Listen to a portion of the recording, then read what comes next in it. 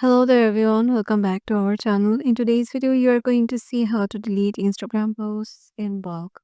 So let's head over to our Instagram application to show you that.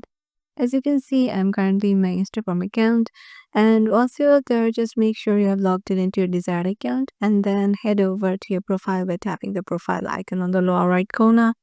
And here you will find all of your posts or reels or videos of yours. So head over to any post you want to delete, and there you will find the option of three dots on the top right. And here you will find the option of delete. So just tap on delete, and this layout will say you can restore this post from recently deleted in your activity within 30 days. After that, it will be permanently deleted. So just tap on delete, and as you can see, it is deleted. So yeah, this is how you can just delete your posts on Instagram.